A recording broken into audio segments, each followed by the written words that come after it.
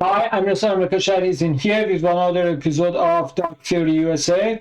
I'm with you guys to talk about the Trump's plan. Actually, this is what I'm assuming it's gonna happen, and I will tell you why I think that's the case. I think Trump is preparing America to go at war with China. I think the first stage should be going to be a financial war, economic war, and after that, maybe some indirect,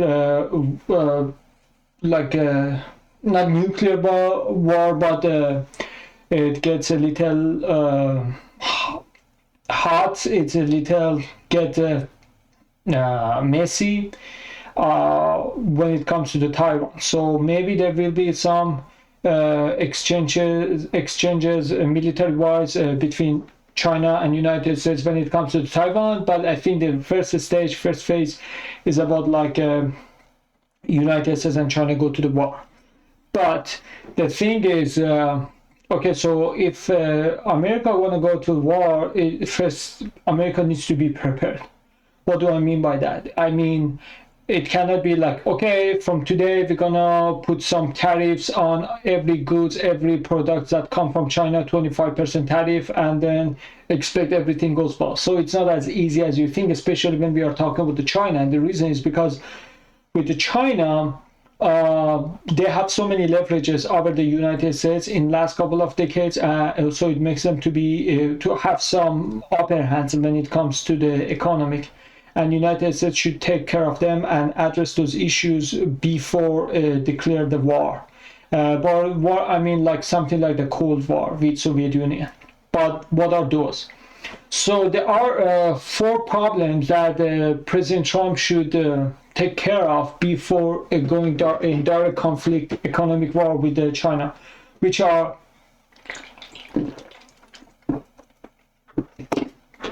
the first, stability in Middle East and Europe, which is, if you say United States should take out all of its boots, all of their feet from other ground.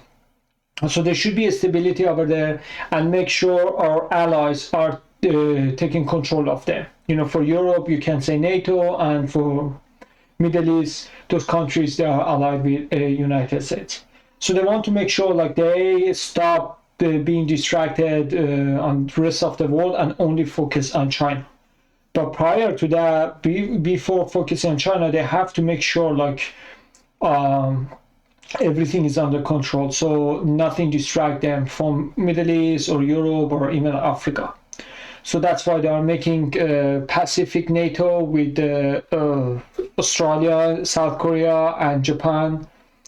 And also they are making alliance with Arab countries, make the Abrahamic Accord peace deal in Middle East, and also, but I think right now some African, it's a little hard, but Africa is not something that United States, at least at this point, should be worried about.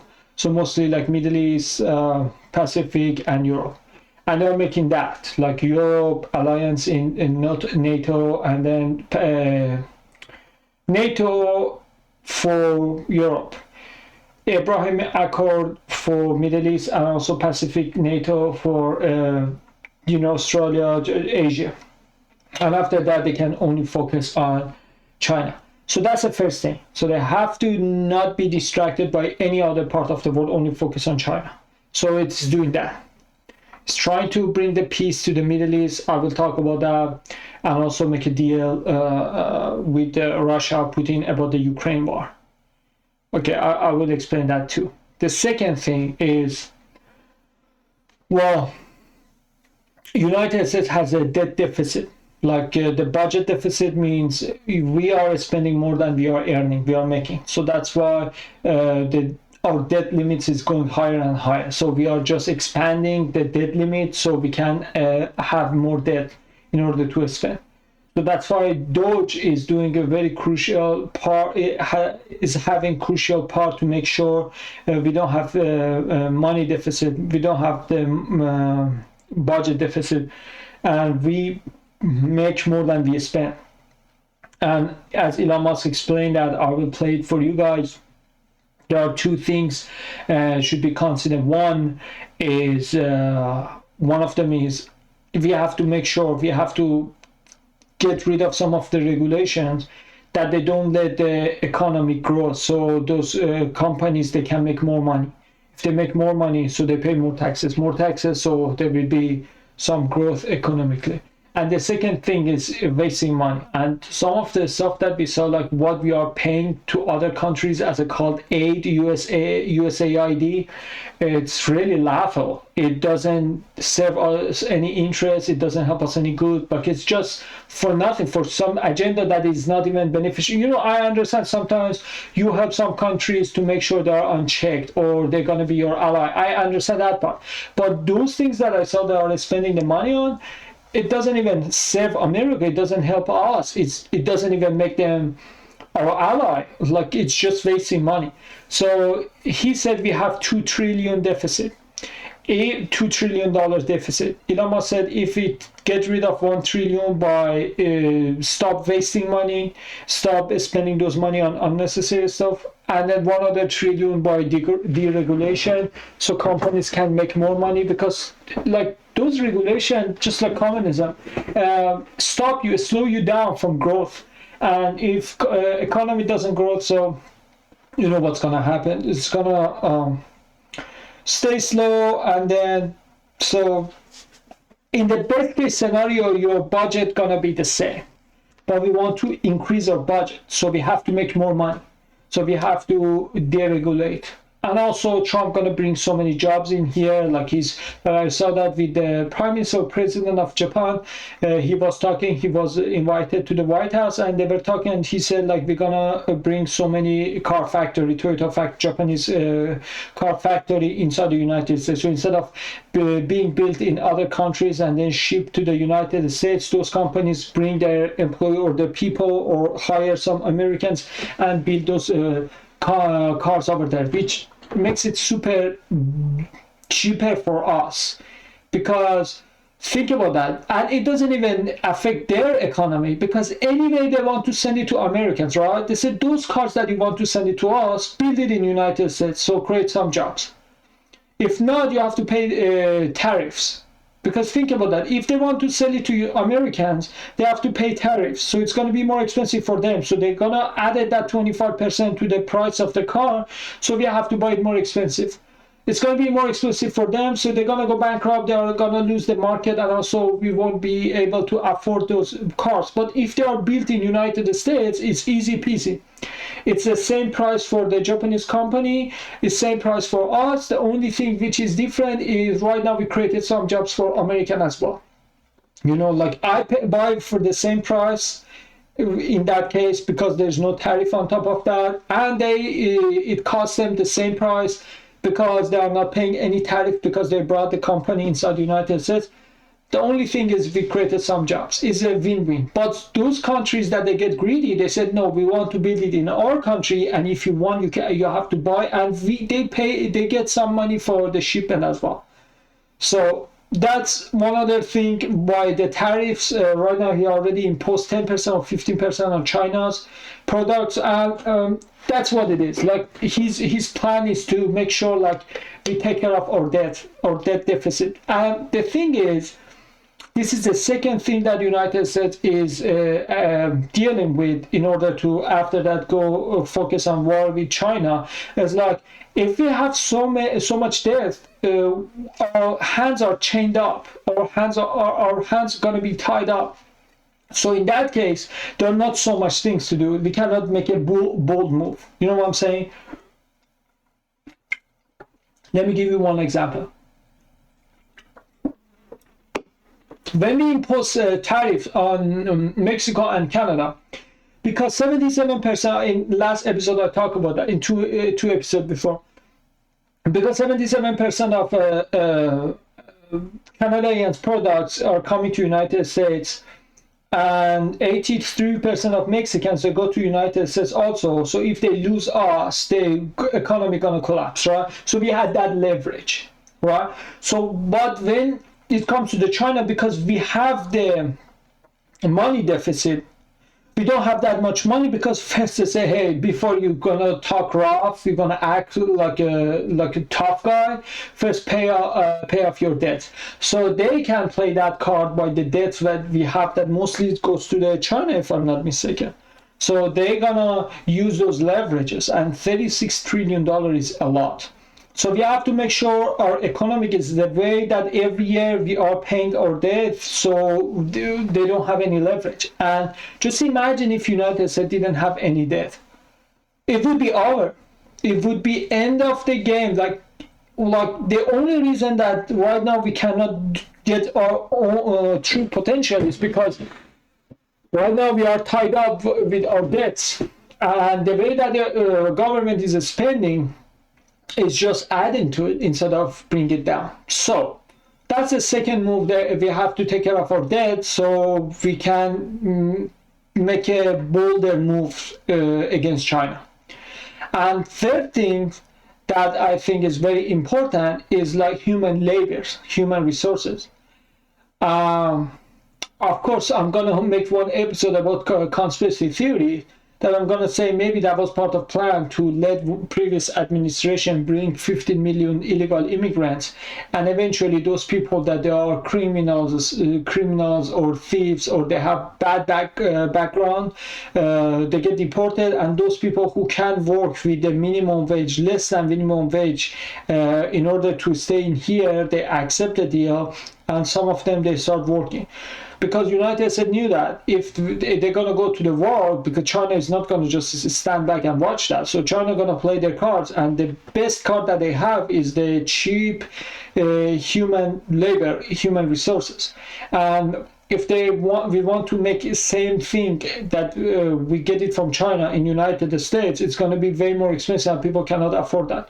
So how can we not order it from China and still keep it cheap? The only way is we bring some people inside that they don't belong in here, so always they are afraid like maybe they get deported tomorrow. So in order to stay in here, they have to be quiet and just they play the same role as those cheap human laborers in China were playing. So instead of China bring with those human laborers, create cheaper stuff and send it to us, we create those cheaper stuff with human laborers that we have in here. But if they are documented, then we don't have that leverage, because they say, I'm citizen now, I want insurance, I want minimum wage, I want this, I want that. The only way that we cannot give any of them and make it super cheap, the human labor, is like always be afraid of, if you talk too much, you're going to be deported, just like other people that we deported. Because those criminals, they are here for bad reason, but some of them, they are ready for better future. So they were saying like, if we are going to the war with China and we cannot import anything from them with the cheap price, we have to create them cheap in here, but with those regulations, with those rules like minimum wage, with insurance, all of those stuff for 1K, then there's no way that we cannot make it that cheap in here. But if we let illegal immigrants come in here and this administration close it down and threaten them, you go back to your country or you work in here, but with less than minimum wage, no insurance, no nothing, maybe even under table. Of course, they would accept that. They would say, just let me be in here, that's okay. Pay me way less than what you would pay to citizen, you know? So that's the price that they are paying, being underpaid, to stay this country. So some part of these human resources that makes us dependent on China gonna be taken care of with illegal immigrants that we are bringing them, but not spending so much on them. That defeats the purpose. The whole point is they work without money, not us taking care of them. So I think that was the way, an official invitation, like if you come in here, you're gonna go to the 5-star hotel in New York, previous administration I'm talking, oh, we're gonna take care of you, everyone went there. And then when Trump came, closed the door, kicked the criminals out, and those people who are left, they said, just please let me stay. They play good cop, bad cop routine. That's my conspiracy theory. I'm not saying exactly this is what is happening, but it's too perfect to be coincident, in my opinion. As soon as we're going to go to the war with China, we know that we are lacking cheap human resources. We open the walls, we let them come in here, we gave them housing, and now all of a sudden we say either you work underpaid or you're gonna leave. So they're gonna do the role of those cheap Chinese human laborers resources were doing. And then I mean, China is 2 billion, if I'm not mistaken, like 15 million illegal immigrants. Let's say if all of them could work, it still wouldn't make it up to it. So in that case, now we have to start to keep the distance between China and their alliance, those people who could give us the good cheap labors. So I think India is one of them. India is a cheap human labors that right now, if America strengthens its relationship with India, so we could take without needing China, India could do the China part for us. So that's why we have to make sure, like a BRICS or something like that, get it stopped. And actually you can see like how Russia was willing to do that, because the moment that America said, well, if we want to have anything to do with Russia, Russia should stop the BRICS currency, and Russia immediately announced that there is no BRICS, there is no talking about the currency. It's just an alliance, like it's just some unity between some countries. So already rejected the BRICS currency, and right now you are seeing like how we are again worried about the human rights in South Africa, which is so effed up, genocide. They are threatening to have genocide against white people. Well, we have to take care of that. We have to make sure like white people over there, they are not victims of that. But I'm saying like, I don't think it's something new. Maybe I'm wrong, but right now it is way more bold. So we are going after those BRICS members, Russia. We're going to make a deal about the Ukraine, and then India. Right now, Modi had the conversation. It was invited to the White House to Trump, which by Trump administration. Iran, the nuclear deal. America wants to make a nuclear deal with them on South Africa, and even Brazil. I mean, I think we're gonna do something next with the Brazil, but Brazil is not that threat that much. They have so much problem already with themselves. So, but those countries that they can impose threat to us, first we have to go after them. And I think right now with alliance with India and some other countries in the Pacific, especially even in Middle East, I think we're gonna replace China's cheap human labors by those countries, those alliance that we have, plus those illegals that we have. So these three elements, again, I go back to review them. One is we have to make sure we don't get distracted by Middle East conflict in Middle East or Europe or anywhere else. So we take care of them, we leave it to our allies, and then we just focus on China. This is what America is doing right now.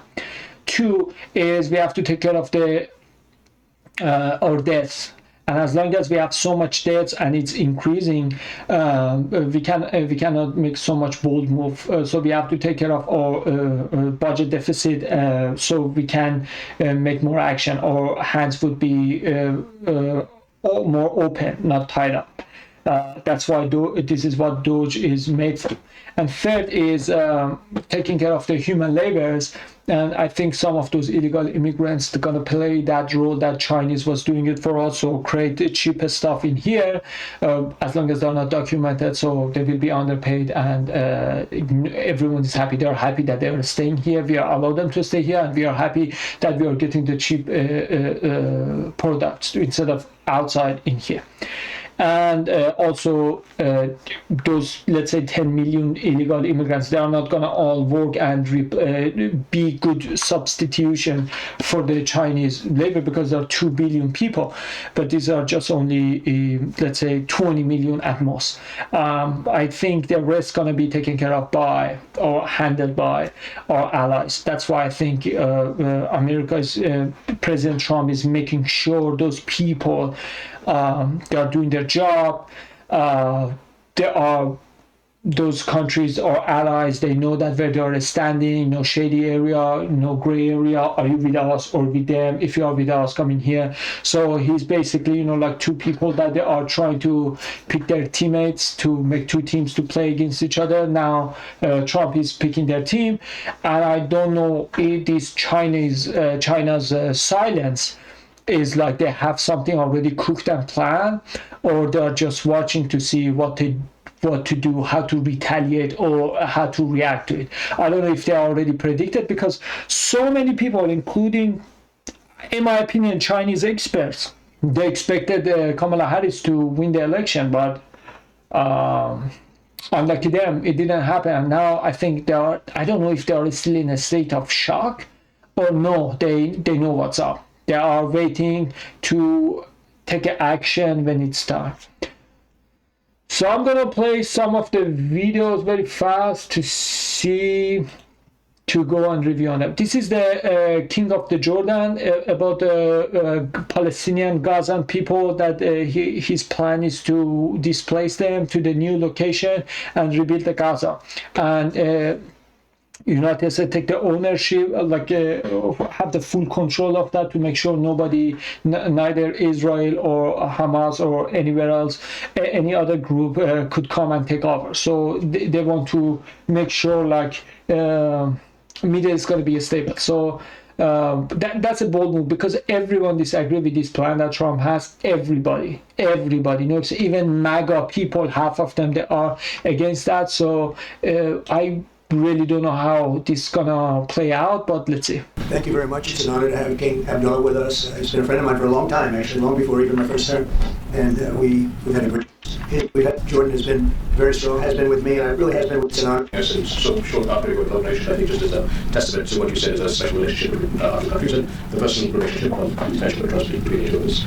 Mr. President, I truly believe that with all the challenges that we have in the Middle East, that I might see somebody that can take us across the finish line to bring stability, peace, and prosperity to all of us in the region. And it is, I think, our collective responsibility in the Middle East to continue to work with you, to support you, to achieve those lofty goals. So I'm very delighted to be here, and as you said, certainly was a very interesting discussion. Very good. Very good. Thank you very much. Mr. President, many people in the region, especially Jordan, are worried about the annexation of the West Bank. Will you give His Majesty the King guarantee that you won't allow Israel to annex the West Bank? And how I think that's going to work out very well. That's not really what we're talking about today. I think that's something that's going to work out automatically.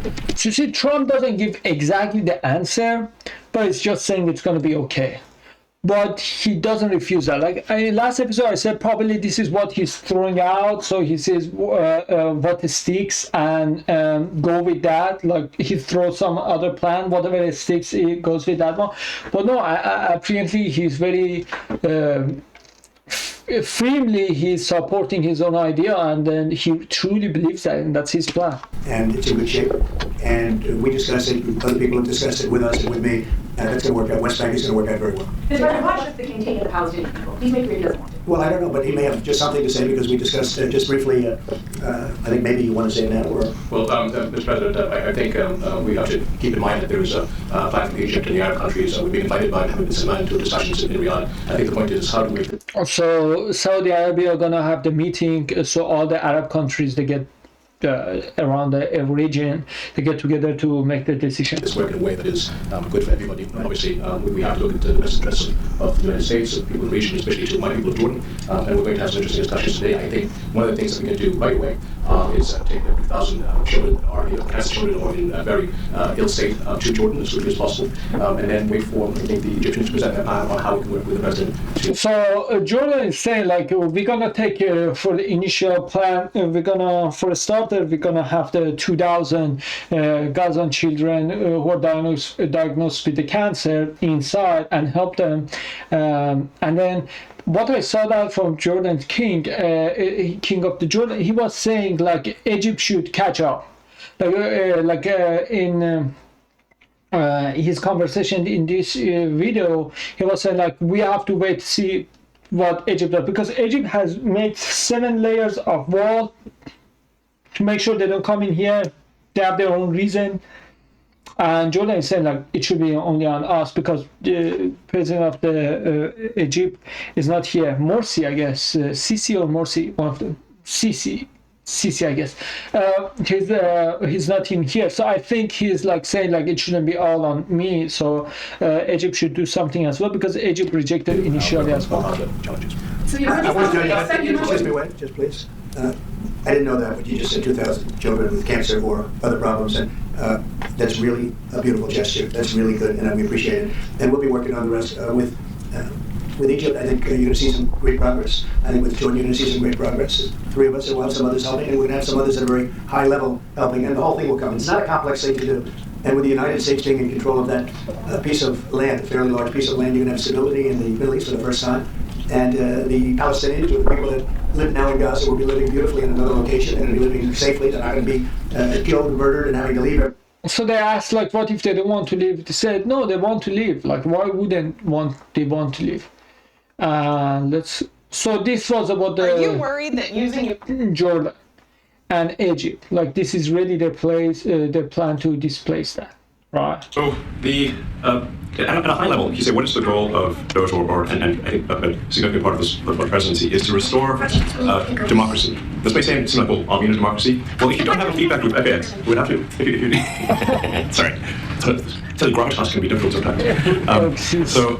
Rule of the people, good people who are in the federal bureaucracy, but of government, which is the bureaucracy, which has this unelected. So Elon Musk is saying this is what people voted for, and now judges are saying we don't allow that.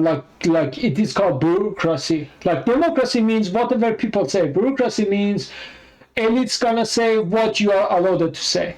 So in bureaucracy means we limit your option, but still you decide which one you want. So I tell you want pasta or pizza.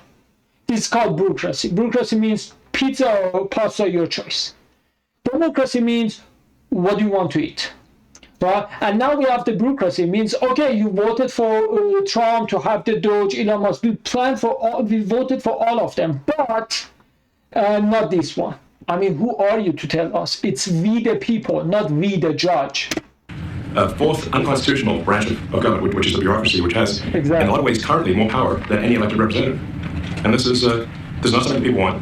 And it does not match the will of people. So it's just something we've got to fix. And we've also got to address the deficit. So we've got a $2 trillion deficit. And $2 trillion deficit, right? Listen. If we don't do something about this deficit, the country's going bankrupt. Exactly. I mean, it's really astounding that the interest payments alone on national debt exceed the Defense Department budget, which is shocking because we've got we spend a lot of money. So the interest that we have to pay for the loan for our debt is more than what we can make. In defense. So we're just gonna own more. And if that just keeps going, we're essentially going to bankrupt the country. So what I'm going to say is, like, it's not optional for us to sit to reduce the federal expenses. It's essential. It's essential for America to remain solvent as a country, and it's essential for America to have the resources necessary to provide things to its citizens and not simply be servicing vast amounts of debt. And also, could you mention some of the things that your team has found, some of the crazy numbers, including the woman that walked away with about $30 million, right. etc.? Well, we do find it sort of rather odd that there are quite a few people in the bureaucracy who have ostensibly a salary of a few $100,000, but somehow managed to accrue tens of millions of dollars in net worth. So he's talking also, like, if you see Chuck Schumer, Mitch McConnell, and also Nancy Pelosi, these people, their salary is $200,000 per year.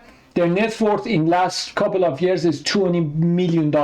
So even if they ate air, they were homeless. They didn't pay for anything. They didn't pay 1 penny for tax. Or they didn't pay 1 penny for gas, for food, for rent, anything. Just like they plugged themselves to the charge by solar panel, like nothing. Like just eating, breathing air. It wouldn't be 22 million. I understand, like, you can invest on something and get money, but $22 million means you are a very good trader, maybe inside trader, that you can make that. And if you were that good to make those good policies, make good those trades, you wouldn't go to politics in the first place. Because why would they hassle if you can make money easily without any problem? While they are in that position, which is, what happened to USAID. We're just curious as to where it came from. Maybe they're very good at investing. They take their investment advice, perhaps. And I think the reality is that they're getting wealthy at taxpayer expense. That we would just in any company, and that if a payment is on the do not pay list, it's because which can take up to And a one year. of them he talks about Known fraudsters on the list and such a thing arise. That seems crazy. Then it makes sense. Okay, wisely. This is actually in the best interest. Now, do you know anyone who's 150? I don't. Okay. one person has been getting the retirement plan after 150 years. They should be on the Guinness Book of World Records. So it means the family of that dead person still is getting the money. That would be good. They can retire at the retirement payment. Actually, my own person. It's like a time warp. You retire from the 50. Ever wondered what your home looks like from space? Enter your address.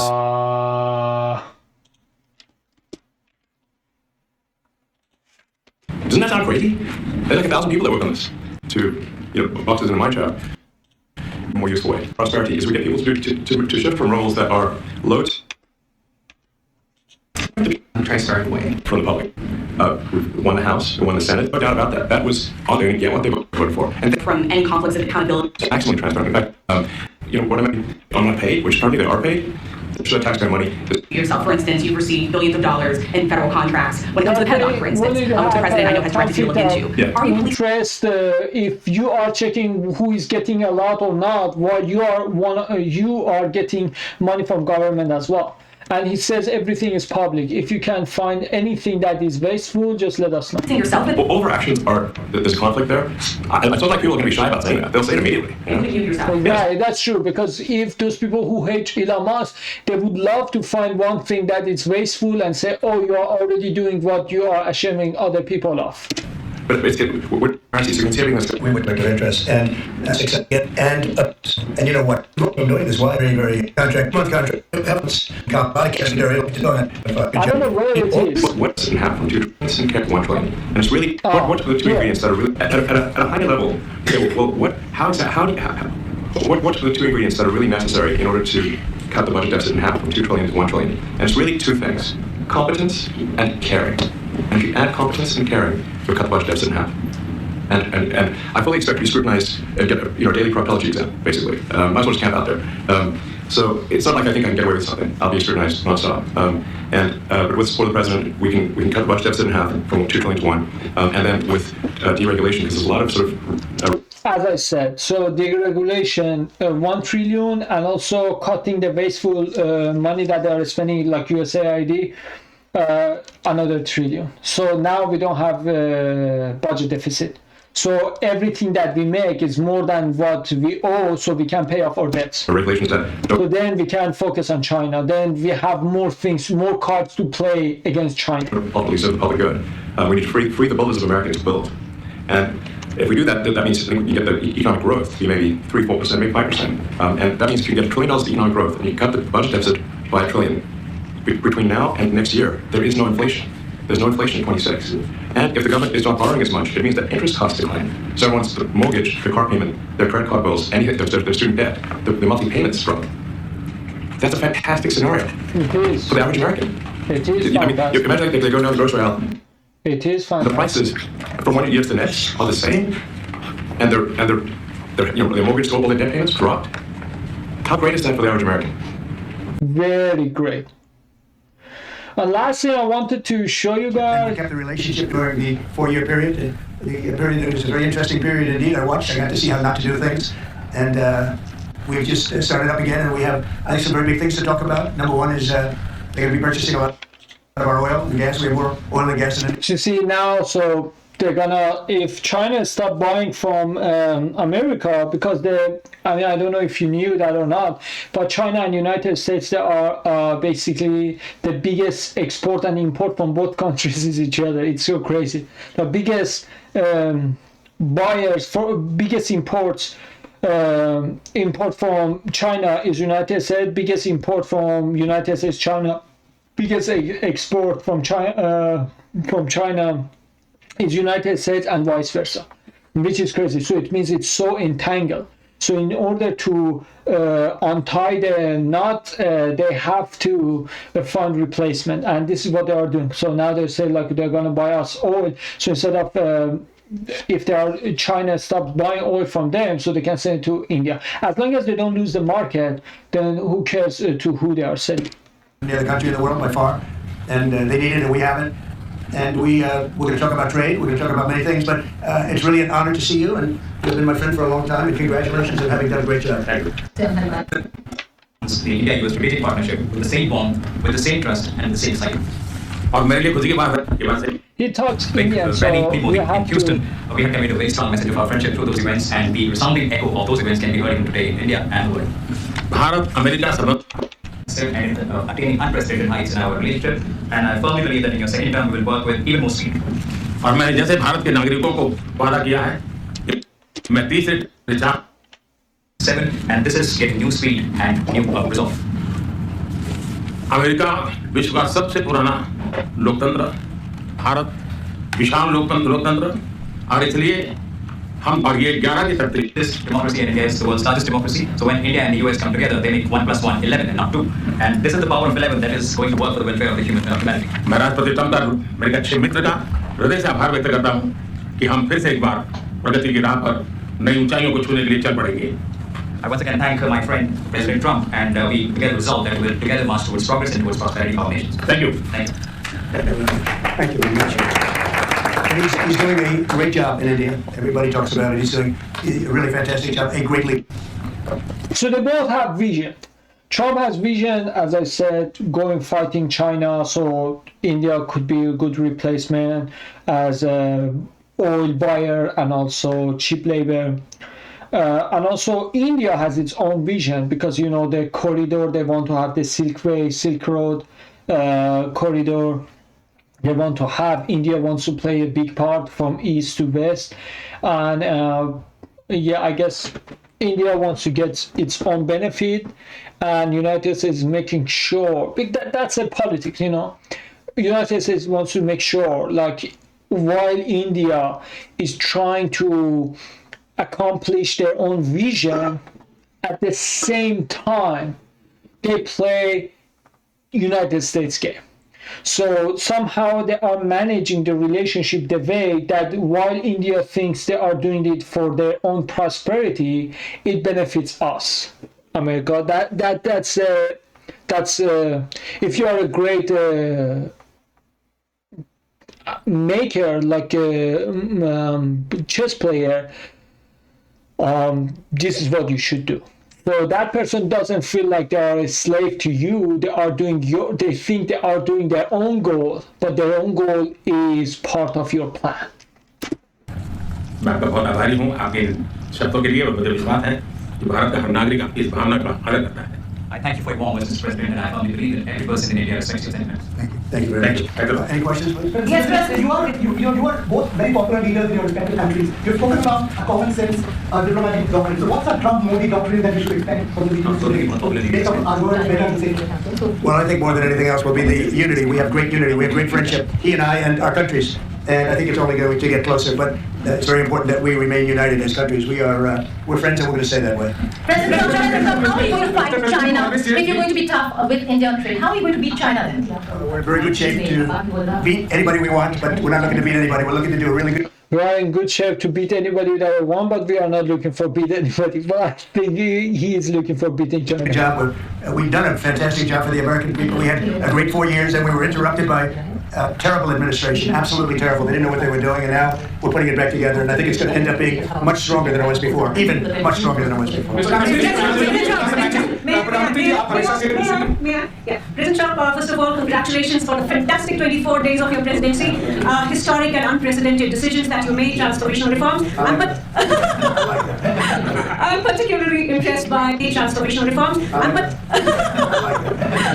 particularly impressed by the expose on USAID. And I would like you to share with us if you think USAID had a role in election interference in the US in 2020 and Indian elections in 2024. So it could have had a role. There were a lot of bad things that happened. Like maybe because the Moody was a very great ally with Trump, but not so much with the Democrats, I guess, because they're on different aisle, I guess. And then what happens is like they are saying like USAID that they are foreign aids to other countries. Some of them was with the purpose, you know, as I said, as long as it serves your country, it benefits you in long term, that's okay. So they are saying like maybe they interfered election in 2020 for Trump. I don't know how it would interfere election inside United States if they are helping the other countries. Let's say you spend so much money to every other countries around the world, as they cannot vote for us, they have to use it inside. So if the aid is going to foreign country, that cannot affect inside, because let's say a whole world hate us, or whole world thinks the way that these people want them to think, they cannot have any role in that because they cannot vote. So I don't know how much it can, but definitely it can affect other election in other countries because it's foreign aid.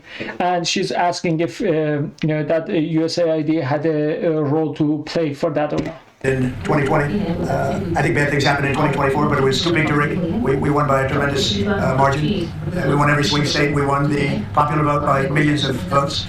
So it was too big to rig. But yeah, I think they probably tried. We're looking to go to a system now much different, where one-day voting, voter ID, and we have to do that. And paper ballots. We want paper ballots. And when they do that, we're going to clean it up very, very well. But we had a great 2016. We had a much better 2020 election. But bad things happened. And we had the best of all. We had, they say, the most consequential in history, 129 years, most consequential. So it was a great election, and it gives me a chance to work again with the Prime Minister and India. And we're going to have a great relationship together. Mr.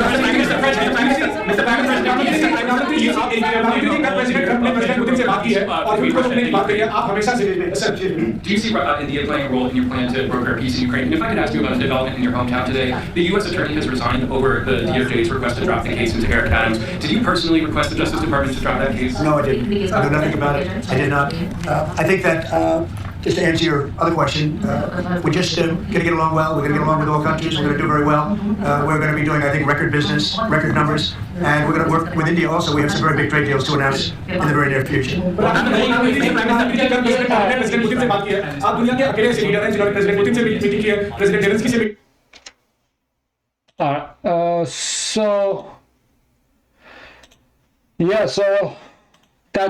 That is all I had to share with you guys. As I said, that's all part of the plan. I think it has been only 2 weeks since President Trump has got into the White House, and those moves that I'm seeing, the way that he's moving his pound, it's like the focus is in China. Only that, like everything that's doing, in short term, maybe you see that it is for different purposes, but in long term, all of them, they serve the same purpose, which is getting ready to face off with China. And I think sooner or later, they're gonna hit, like, China gonna try its best to make sure, like, we don't get what we want. But I guess if everything is planned and proper, I think we have a good chance to beat them. Because, like, I'm gonna tell you something, let's keep it between us, right? So you are telling me we let China, which was collapsing by itself, to come to the free market, we allow them to come in, and then we save them. They get saved because we allow them, we invited them to welcome them to a free market. And after that, we saw all these decades, they are growing, and eventually they're going to impose a threat to us, and we just watch them, and now we say, oh my God, what have we done? Are you crazy? Like, now we're going to lose to the kids that we raised. You really think, because when you see, like, whenever America, deep states, Republican, conservative, Democrat, liberal, I don't care. Whenever you see, like, one country or one idea can be threat to United States, immediately they get handled. And China, all these times, nobody put them on check, or maybe that was part of plan to create the villain, so then we can sell ourselves to the world as a hero. So now we created and raised a villain, China. So in proper time, which is right now, we can say, okay, now we are here to save the day. Imagine you create a villain so you can introduce yourself as a hero. Because if you see, America has made America takes immediate action whenever it comes to anything that imposes threat to them. But about China, I remember since I was a kid, in Iran, everyone was saying, look, in very soon, in near future, China gonna take over, like gonna beat the United States, gonna be the first one. Since I was kid, everyone in Iran who didn't know anything about economic was saying that. And United States that they have planned for next 50 years, they saw that and they saw that coming and they just let it happen. And now it is already too late. As soon as we woke up, we found ourselves, oh my God, what have we done? We should have done something about that. I think it was all part of the plan. And the reason that I can back it up is because, look, in all these years, China got bigger and bigger and bigger, but served who? They don't have popularity inside the China, and they don't have popularity in the world. Like, it's not like just imagine, like, if China is really the second, almost the first country in the world, all these people, like, they say everyone wants to come to America because of the financial reason. If China is as good as the United States, why doesn't anybody gonna go to China for the financial? Because they're racist?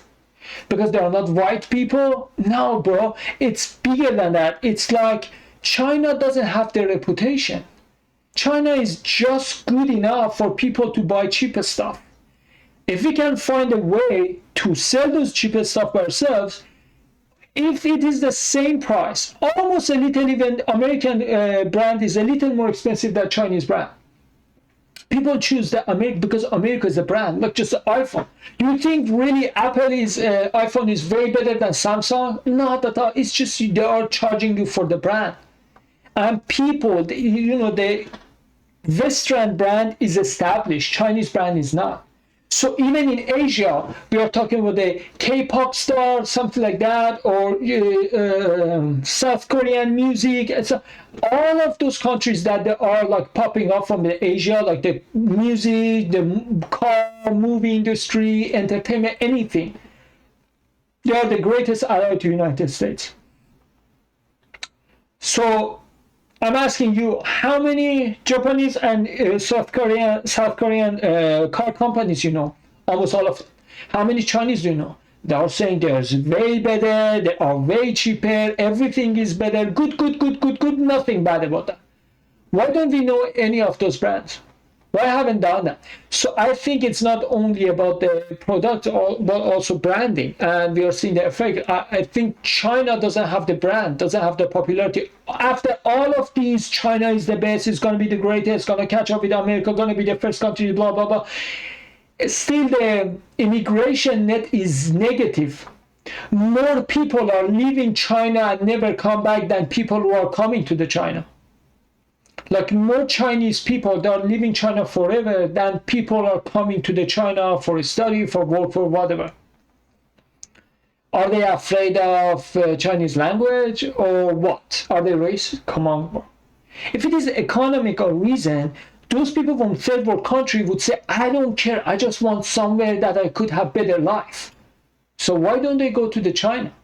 Because when you look at the China, don't get fooled by those pictures from every country, even most third world country that you go, they have a couple of cities, towers that you would say, wow, it's beautiful. But if you go to the suburb, oh bro, it's done.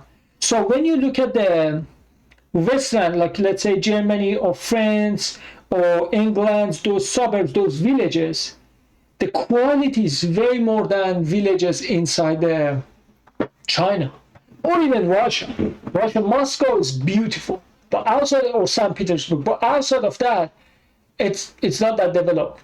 So I think eventually it was just inflation. It's like a balloon, and China is about to pop. But they do their best to make sure, maybe, listen, what I'm saying, maybe they know already, that they have already planned B, C, D, E, F, G to retaliate, to react to it. We don't know, we have to wait to see. But I hope you enjoyed this episode, and I hope to see you next time. See you. Bye. And like always, as above, so below.